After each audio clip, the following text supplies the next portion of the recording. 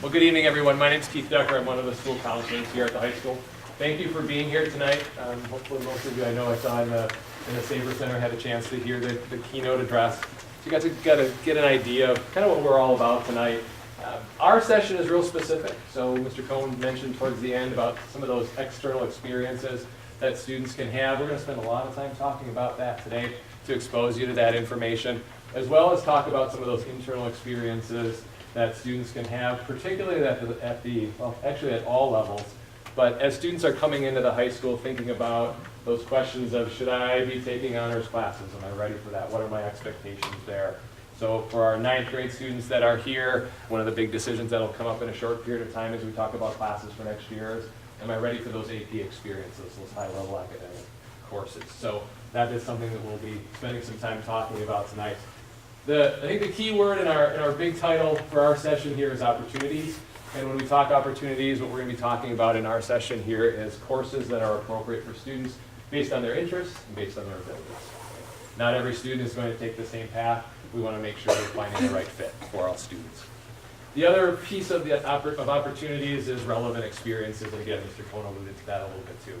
So we'll spend a little bit of time talking about experiences that students can anticipate having or plan to have to help them, again, find that right fit for them in terms of their education and career goals. And I have to say, I added this today as I was thinking about it. I did not realize Mr. Cohn was going to essentially do the same thing, so I'm going to chalk that up to great minds think alike. And because I thought of that same thing. I thought back to my high school experience, and if you barely get your foot in the door, and everyone's saying, what are you going to do after? Not really focusing on the things that you can do in high school to get yourself prepared for that next level, to help you figure out those things on the right-hand side. Who you are, what are you good at? What kind of skills do you need to develop? We work with students on a program called Career Cruising, which hopefully many of you are familiar with. And as part of that, it indicates to students skills that are necessary for careers that they might be interested in. And for some of the students, they'll look at that information and it'll say they don't quite have those skills built yet. So they'll say, well, maybe that means I shouldn't be an engineer, I shouldn't be a doctor, I shouldn't be a plumber, or whatever the case might be. No, we look at that as those are skills that then you should be building. If that's an interest of yours, how do you build that skill set while you're in high school? So we help work with them on those types of things. Okay? And again, finding that right fit, that right pathway is really what we're all about through those experiences and through that relevant coursework. Okay? So that's an overview of what we're going to be covering tonight. I am fortunate to have some wonderful, wonderful presenters with me tonight. We have Susan Berry here, who is a social studies instructor. Kevin Nedeshine, one of our English teachers. And we have AJ Catarzoli, who is a senior here at Franklin that is in our InRoads program and he's currently doing one of those external experiences that we are going to touch on, and he's going to talk about his experience specifically this year. All right. Kind of an overview, and I alluded to some of these things already. I'll kind of step out of the way so that everyone can see those. So the first few things, the honors courses, the AP Capstone, AP courses, Capstone courses, and InRoads, kind of all are within the curriculum. So we're talking about things that students can select, as courses, as experiences while they're here. The other things, the last four, the dual enrollment opportunities, the certifications, the experiential learning opportunities, those online classes are things that students can do outside of the classroom. So kind of a little bit of a balance between courses and experiences. So we'll start talking honors courses a little bit, so I'm going to turn things over to Mrs. Berry. The first thing I wanted to say is, and I think you kind of alluded to this, the courses that we're really talking about tonight are really more academic ones versus other sort of tech opportunities. And I wanted to say personally that the first thing you need to do is talk to your kids about what's of interest to them, because there's so many course opportunities that we have in our handbook of courses and that they can register for, that it doesn't, they can get that rich experience in all of our classes here at Franklin High, not just the academic ones. Obviously, I'm speaking to what we call the core classes, and to be honest, I'm only speaking to English and social studies, and I really shouldn't even be talking about social studies because really Mr. Nedeshine should be talking about that. But I'm representing the honors track tonight, and the honors track has been in here, at least in social studies, 20 years. I think this is the 20th year of World History Honors. And it has gone from being one where they told your child whether they could enroll to self-select, which is what we have now. So there are currently 4 classes of World History Honors. you can choose to come in and take these classes, and we want your kids to understand that they don't have to take honors classes, but if they feel like the humanities, so social studies and English are more of interest to them, then it's probably a good idea that they take not just one, but probably both, because they kind of grow in part and parcel together. Mrs. Doucette currently teaches the English one, and we sometimes try to coordinate what we're doing around the same time to kind of give the kids the same sort of experience across the board. The honors classes in general in social studies tend to prepare kids for the next level, which is AP. Mr. Nashon is going to speak to the AP tonight. That being said, we do the same content. In World History Honors, we do exactly the same content as the World History classes, but we try to do it with more of a lens of these kids could potentially be taking an AP course as early as next year. And by the way, I'm just going to make one little plug. There is an AP class that students can take as a freshman. It's AP Human Geography. We do currently have a student enrolled. We've had years where we've had multiple students enrolled, but somehow it's gotten a little bit lost in the shuffle. And I just want to bring back that idea that there is one opportunity for AP on the freshman level, and that's AP Human Geography. Mrs. McGuire teaches that. I don't want to get too much into the honors programs, but they run sort of parallel in content, the US and the World History with the regular classes. But again, we try to do things that are more research-based. We try to get kids ready for what they might face. I try to mimic sort of, because I teach World History Honors, I try to mimic what the layout for the AP History exams would be to get them familiar. We do more timed work to try to get them to think quickly and on their feet. We also do a little bit more content in terms of getting them to understand that you have to learn content. In order to really do deep analysis, you have to do content. You can take regular World History and then move into Honors US as a sophomore. It's your choice, again, it's self-select, okay? The honors in the English, I'm just going to speak very briefly about that. I really recommend if you're an 8th grader that when you come in February for those freshman preview nights that you stop and you talk to Mrs. Doucette. She will tell you all about the course. I spoke to her briefly today just to kind of get a brief overview. Generally speaking, for honors classes, choose books off the AP reading list. They do different types of writing that would be done in a traditional regular English class. So that's pretty much the honors that we have. Did you want to add anything for our English honors? I think we kind of treat the freshman and sophomore honors classes as a pre-AP course. So not saying that you necessarily, if you take these courses, you have to go into AP, but they'll strongly prepare you, as Mrs. Berry alluded to, for the type of things that you'll have to do for an AP level class in the humanities. And I'll talk more about that a little bit later on the AP slide. But the underlying idea is that, again, it's not so much that it's more work, but it's more in-depth work. Okay, so a lot of times there's that misperception is like, I have to do more than everybody else, and what's the end result? That's not the case, but it is just setting you up for success for other classes, not just in humanities, as you progress. As for the next point on the slide, expectations. The expectations is that there is work outside of class that you must, commit to, that you must do, that you must work on. That would be the expectation if you were to move into eventually to AP classes, that you're going to do your work and independent work outside of class. Usually I get asked, is there summer homework? I think there is in English. There is not in social studies. We don't have that. And so I think that's it, Mr. Decker, for that slide. Move on to Capstone. Move on to Capstone. So the next thing that we're going to talk about today is a brand new program from the College Board. They probably initiated it about 7 years ago. When they first started it, they put it in as a pilot in 2 schools, one of them an all-boys school in Brooklyn, New York. The idea was originally with Capstone that they would bring it into low socioeconomic status communities to try to give those kids sort of a leg up on college, how to get them college ready in terms of research and writing. What they found is they had so much interest in the program that they decided to expand it. So AP Capstone is really 2 classes. You can start them, I believe, your sophomore year. You can take, the first one is AP Seminar, the second one is AP Research. Schools have to apply to get them, so it's kind of a coup that we have it, because there's the AP, the College Board is still limiting how many schools actually have it countrywide. So we were very lucky to actually be able to implement it this year. It's our first year. Mrs. Doucette is doing, along with Mrs. Benish, Edelman Benish is doing this seminar.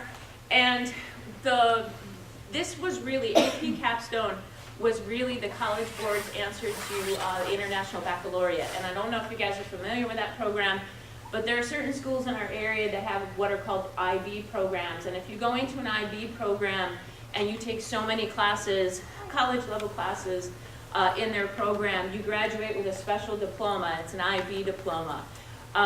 Certain schools make you do every subject across the board, which is challenging. It's hard to be good in everything and be able to successfully get it done. The College Board started this to sort of kind of rival the IB program. And so if you take AP Seminar, and then you take AP Research, and then you take 4 additional AP courses and you score a 3 or above, which is passing, you will graduate with a Capstone diploma, an AP Capstone diploma. In this day and age, when you're trying to differentiate yourself on those college applications, to say that you've been through a very rigorous program like AP Capstone would be a feather in your cap. It's very much research-based. It's very much teaching kids to think critically. There's a lot of choice in both of these programs, okay, in terms of what you want to study, what you want to write about, what you want to do. You work independently, you work in groups, there are discussions, there are oral presentations, and there's a 4,000 to 5,000 word paper at the end of research, which is really not all that long, is it? 8 to 10 pages, so it's not very that long. So we're kind of in the middle. I think we have about 40 in the program this year, which was a really nice start. It was a very nice start to the program, so we're really excited about it, bringing it in, and hope to graduate those first kids with those diplomas very soon. Perfect. And Mrs. Berry mentioned this, but on a lot of our students, when they apply to college, use something called a common application. It's an application that applies to right now about 800 schools. And one of the questions on the common application that the counselor does need to check is this student a Capstone candidate? So it isn't necessarily something they disclose, but potentially their experience in those classes, doing that research, really helps you write your college essay for you. So, good. Thank you, Mrs. Berry. All right, we're going to turn things over to Mr. Nedesheim to talk a little bit more about AP classes. Thank you, Mr. Decker. So AP, we've been throwing AP out all the time. So again, it's advanced placement. It's a program that's administered by the College Board itself. And you can see that we've got a lot of different offerings here in a lot of different areas. I want to play off of one of the things Mrs. Berry alluded to, is the fact that talk with your students talk with your parents, okay? A very traditional approach to school, I don't know if Mrs. Berry will vouch for me on this, but a very traditional approach to college in the past, for example, when I went to school, was that you picked a school, and then when you get to school, you kind of hung out for a while, and then you eventually picked a major. And then once you picked a major, you're like, oh yeah, I'm going to graduate, so I got to have something to do with this. So then I kind of pick a job, and that's where I'm going, and this is how things are going to end up. Things are changing, evolving, technology, et cetera, rapidly, and so things are kind of morphing as well in this perspective. So now it's more, I think, what we're trying to offer through all the different programs you're going to hear about tonight is a sense of what do I want to do? What am I interested in? Okay, then what schools offer a program in that, okay, and then I pick a school. So we're kind of flipping the card around a little bit so you can take a look at things in a different perspective. So AP is a piece of this puzzle, and as you can see, when we started the AP program, I think we had, what, 3-4 AP classes when we initially started, and you can see what it's expanded into. Now, a lot of students will see this list and think, okay, I want to be a Capstone scholar, I want to take as many APs as possible, and you can, okay? But again, this is where the conversation needs to take place. And Mr. Decker will probably talk with you a little bit about this as well. But there's no need to take everything. There are so many phenomenal offerings here at this high school. You don't have to be AP all the time. So you need to think about what do I want to do and how do I want to get there. All right? The other caveat is if you overburden yourself with AP courses, okay, you're not necessarily setting yourself up for success, because if you think about it, an AP course equates to like a 3 or 4 credit class in college. So if you take 5, 6 AP courses and a Capstone course, all of a sudden you're taking 18 to 21 courses a semester in college. And the word on the street is you don't just go to school here. There's outside activities, sports, clubs, activities. Some people have jobs, some people have family obligations. There's lots of things going on, and so there's so many hours in a day. All right, so you need to think about weighing, again, your options as far as what do I want to do, how do I want to get there. and to that extent, then which AP classes will be most beneficial for me in that regard. So with regard to expectations and type of work involved, basically you're sitting in a college type classroom. Okay, yes, we're in high school, but by asking to take this test and passing it, you're saying, okay, I am passing college credit. So therefore, the college credit class needs to be very rigorous. So the expectations are lofty, and so that's why I want to say, you know, I'm not against people taking a lot of AP classes, but temper it with what are your end goals, okay, so that you don't become overburdened. Because I think every AP teacher, Mr. Nerschel, Mrs. Berry, I think we'd all concur with the idea that our AP class is the most important one out there, and we all teach it that way, okay? And we do communicate with one another. We say, okay, this is coming up next week in this area, this is going on in this area, but at the same time, you know, we're trying to get to the essence of what our course should be all about. And so it's a lot for a student to think about. And so you want to talk about, you know, do I have the maturity? Do I have the desire? Do I have the motivation to be able to do well in any or all of these AP courses I decide to take? And also you want to kind of temper that with what are my outside responsibilities as well. With regard to summer homework, most AP classes require summer homework, some more rigorous than others. Many classes like Mrs. Berry's class, they're content driven, so they have to get through a set amount of material. Courses I'm involved with in the English department are more skills based, all right? So we are learning skills over the summer. We don't have a set curriculum we have to get through, but we do have set skills that we want students to master by the time they finish the program. So there'll be summer homework involved. The exams that are offered for the AP test typically cost, is it up to $90 now? Yeah. Okay, yikes. All right, determines college credit. So you might look at that right now and say, okay, well, if I take 3-4 AP classes, that's a chunk of change. Well, a couple advantages to taking the AP course and passing it though. Okay, first of all, you're saving yourself or mom and dad tuition money. Okay, and so that's a lot of money depending on where you decide to go to school. But it's a lot of money per class per semester, so you've got that advantage going for you. Secondly, the other thing you want to think about is that as you acquire these AP credits then, and they carry over to your college standing, okay, when it's time to register for classes, you're able to register ahead of all the other students in your class that don't have AP classes. So for example, let's say you take 3-4 AP classes in high school, you pass them, you've got those credits, now you get to register as a freshman, okay, as if you were a first semester sophomore. So the courses you want and when you want to take them are going to be more readily available to you than if you're coming in on just as a fundamental student at the lowest level. With regard to the scoring of them, they're scored on a 5-point rubric with 3 typically earning college credit. Now, the things I want to talk to you about here a little bit, some schools will not accept a 3. Okay, some schools will accept a 4 or 5. Some schools will only accept a 5. These are also things you need to think about as you're having those conversations about, okay, what am I interested in? What do I want to enroll in? If I'm limiting myself then to needing a 4 or 5 on a course and I'm taking a couple, 3 of those courses, I have to kind of weigh my options a little bit there. With regard to the scoring process itself, Franklin's got a very good scoring rate, pass rate, for all the AP exams that we administer. Traditionally, we are always above both the national and state averages for schools that administer AP program courses here. So we can assure you that if you decide to get involved in the AP program, you're going to get an excellent education that's involved in the particular context of this. Beyond the AP courses, we also have the Spanish 5 CAP classes. And so those classes are basically, as you can see, transcripted through UW-Oshkosh, and you pay a little bit more money up front, but then passing the class, you've already got college credit in the bank, so to speak. Okay, as you head off to whatever school you go to, the Oshkosh credits will transfer with you.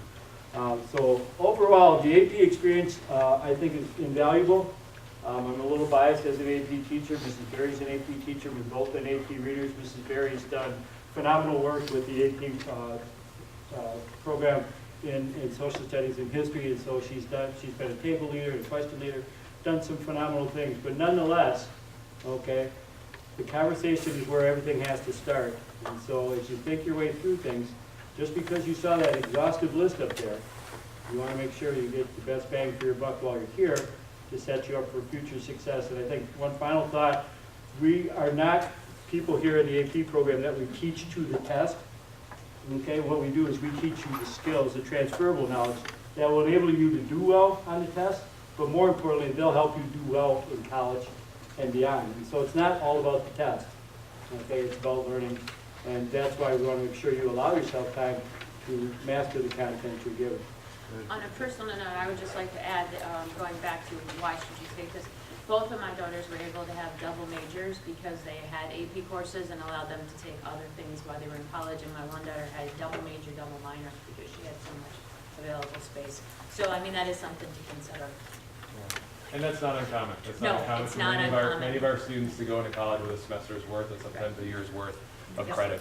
One thing that's really nice, and this is something probably for the next year or so for some of you, but within the UW system, so with all the Wisconsin colleges, all Wisconsin public colleges, we do have a representative here from the UW Health system, and what they have a fantastic website. So if you wanted to look at any AP course, you can look and see how those AP credits are accepted at all universities. So there's no mystery to it within the UW system. You know if I get a 3, what I'm going to get at Oshkosh versus what I'm going to get at Whitewater.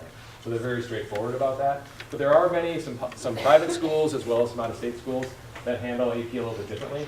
So down the road, as you're thinking about doing college visits, one of the things we always talk about is, what questions do you ask?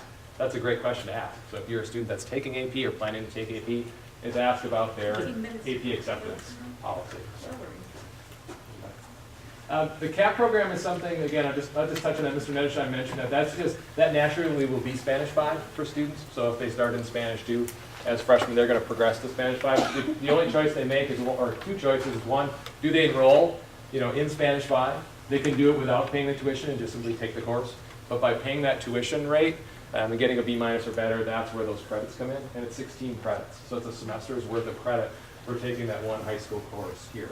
And all UW schools will accept that as credit. We haven't had any issues with that. Minnesota schools, same thing. So for that one course, the variance in cost is just simply a result of it is a grant-funded program, so sometimes there's a little bit more money available. So students will pay somewhere in that range to get those credits. But it's easily about half of what they would pay if they would take that course at a university level.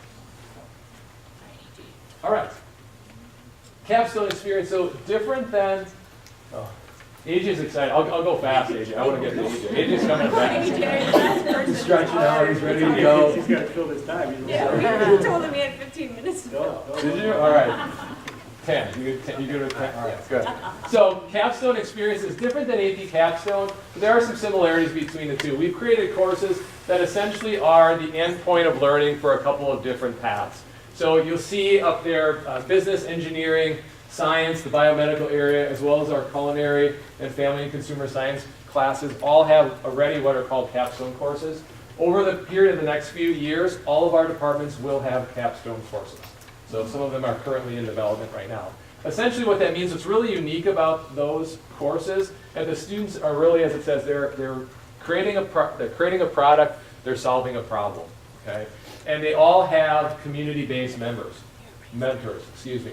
So if you're in the launch program, you're a business student, you will have a mentor who is running a business or manager of a business, a CEO, CFO of a business that you will connect with regularly during your class, okay, as part of your coursework. Some of them do have to set up appointments with them outside of class time, but a lot of the students this year are meeting with their mentors during class time, okay? So it allows them to still be in sports and activities and clubs and still do all those things, okay? Engineering and design students, they are literally creating a product and solving a problem. They have to come up with the problem they want to solve. They have to literally create whatever it is they want to create, and they have to present it to community mentors. They're presenting that to engineers at the end of their course. That's that capstone experience that they have. Okay. Culinary arts, they literally do a food competition. So if you go watch any of those shows on TV where they cook and people get cut from that, that's essentially what they do. They're not getting cut, they're getting graded. Okay, they're getting evaluated and compete on a state as well as a national level. So again, they have community-based mentors that are chefs at restaurants in the area. Again, really neat experiences that students get to have here at the high school, just built right into their coursework. Okay, so you hear a little bit about capstone experiences. That's what we have currently. There'll be more to come. InRoads.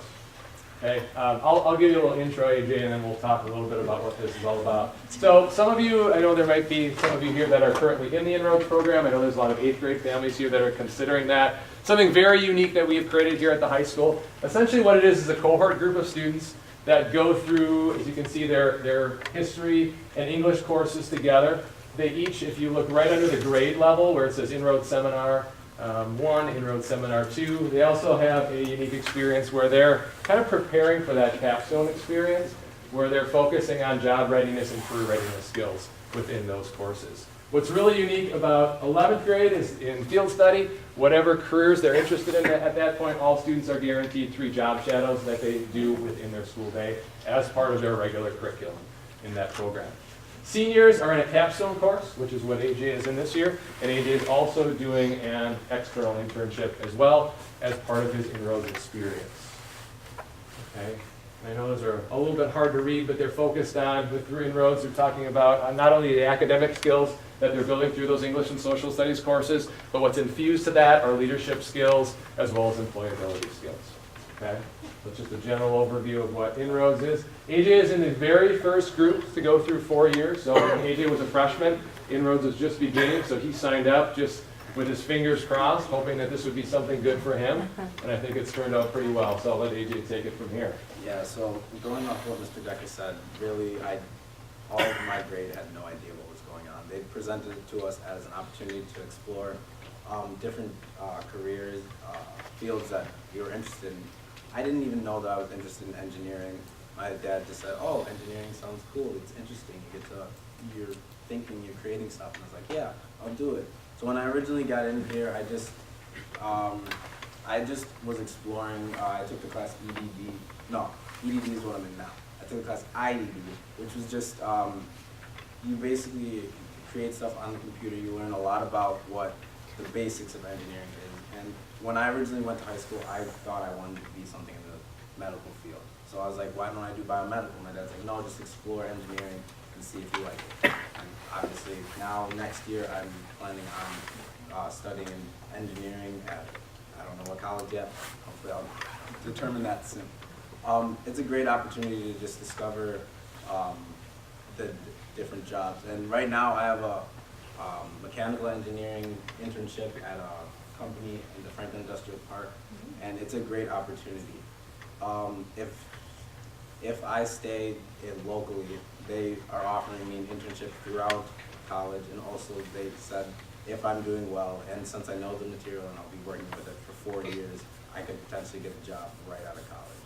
So this is a program that is great and will obviously help your students and me with getting a job when it comes to leaving college.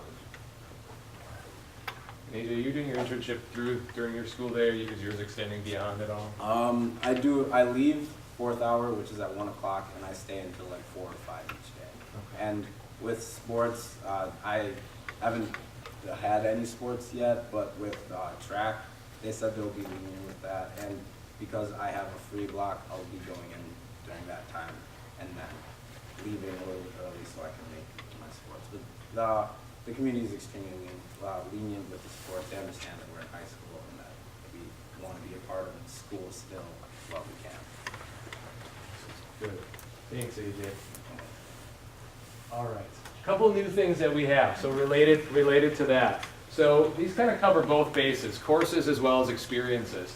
So some of these are actually brand new. I just found out about these, or we just found out about these as far as them being approved just within the last couple days. So we currently have students that in the summertime are able to take a certified nursing assistant program. We've also started this current year. We do have junior students that are able to take that as part of their school day as well. So they miss 2 blocks of time second semester to do their certified nursing assistant program. It's a program that we're looking to the future, will be open for juniors and seniors. As far as the credit goes, you kind of look at where it says the MATC credit. Think of that, if you're not familiar, think of that in terms of hours. So those students are spending approximately 3 hours on their certified nursing assistant program. All of these programs, I should kind of start from the top, are at MATC's Oak Creek campus. So it's very convenient for our students to get back and forth. The CNA students are currently doing that at the beginning of their day, so they're able to get back for their third block class. So they miss their first 2 classes of the day, will get back in time to have lunch, and then have their remaining classes during the day. Practical nursing program, you see, takes that to another level. Students need to have the CNA program or the CNA training before they go into that practical nursing program. And so that's a little bit more expansive. That'll take up the majority of their day. And I'll kind of hit some highlights on the next slide as well. There's a computer networking administration program as well as a welding program. We have an introductory welding program here at the high school, or a course, it's just a semester. So for students to say, well, I don't know if that's something I really want to do, they can take an introductory course here to determine if that's something they want to devote that amount of time to their senior year. Okay. The welding program is the one that they actually can complete fully. So if students are interested in that 30 hours of time, they can actually complete that in their senior year, and they will finish with that technical diploma. So they'll graduate from high school with a high school diploma. They will also have a technical diploma from MATC by the time they finish their 4 years of school. As far as payment goes for that, again, where the credit is important to take a look at is the school district currently will pay for 18 credits. So for most of these, they'll pay for the majority of those experiences for them. Okay, just a couple of highlights. Again, I mentioned about the CNA. So we have some students that finished the CNA program this summer. This year we also offered it in the summertime. We probably will continue to do that again. That is our plan, even though we are offering it during the school day. But our students that finished that in the summer, many of them are working as CNAs right now. Okay, some of them are leaving, similar to what AJ is doing, leaving school early to work in various facilities as nursing assistants. And again, it is required for most nursing programs, so any student that's thinking about nursing as a possibility, they can get that done here. In the past, students have had to do it in the summer before college, or try to figure out a time during their college experience to get that in. Okay, now they'll have it done while they're in high school, get college credit for it, get high school credit as well. Okay. And again, the practical nursing program, so anybody that's thinking of nursing and starting that at a technical school level, they're clinical and 3 courses away from finishing that program. Again, the majority of that will be paid for by Franklin High School. The computer networking administration, again, building that resume for the future, things that can distinguish you from other students. It mentions the 7 different certifications that you can receive, as well as you're just a few courses away from getting that technical diploma. And as I mentioned with welding, they complete that program completely while they are in high school. Okay.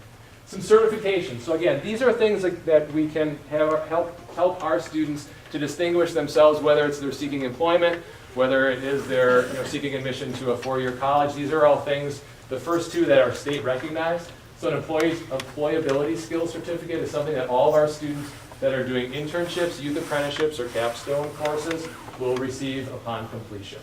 Okay?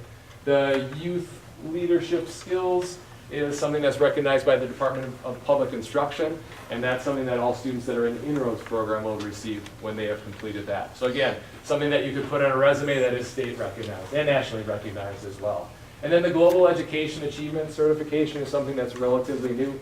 So students that have an interest in something like that, and they may not be able to determine that until they take that first world history course their freshman year. But if that's something that is of interest to them, they're also interested in foreign languages, that's something that they can complete by taking a few additional courses as well. So again, a couple extra things that students can put on those resumes to help them distinguish themselves from other students. Experiential learning. So I'll go to, if you kind of jump to the middle, that's what AJ was talking about. That's what AJ is doing. AJ is doing a community internship. So just to expand on what he needs to do a little bit, it's 90 hours that they have to put in. Some students are paid, some are not. Are you getting rich doing yours? Yes. Good. Good for you. You deserve every penny. Okay. So again, it helps the students develop those employability skills. Again, AJ spoke very well to the advantages of those community internships. Some students will choose to do internships within the building.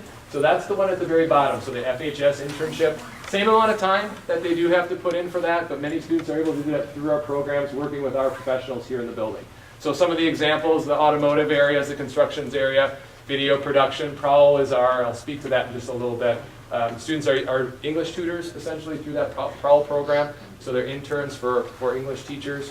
Accelerator Lab, as you go out on the tour tonight, if you go through the commons, you'll see a lot of students that are trained in our accelerator lab, so I think that's a really cool thing to walk around and take a look at some of the things that they have on display. And we also have students that IM9 is our freshman math course, so we do have students that are doing internships with math teachers this year as well. Okay? They don't get paid, unfortunately. So. And then the last one is youth apprenticeship. So we have students that are working outside of school. Obviously, you see the amount of hours is much greater for that. It's sponsored by the Department of Workforce Development. So again, one of those feathers in your cap as far as your resume goes if you complete those. Those do have to be paid. We have students that have done a variety of things working in manufacturing in the industrial park. We've had students that are in our automotive programs working at dealerships, whether it's in the auto body, the auto repair, all those types of things, getting those apprenticeships built up that way. And again, those students are getting some really, really great experiences. And most of those students are leaving school early. So that's always the question is, what do I need to do senior year to be able to shorten my day? Can I have a job and leave? Essentially, this is how you do that. So we tie it into credit, we tie it into the coursework that you had, so you can't just pick a job and say, this is something I want to do as an apprenticeship. It has to somehow be connected to the learning you've had up until that point. Okay? So they're only like so many of them available, or you have to apply? Yeah, one of the unique things that we also have here I'll jump to, well here, I'll stay right on there, is we do have an experience coordinator. She's in her second year, so we have a person in our building that is focused on creating these experiences for students and connecting them to experiences.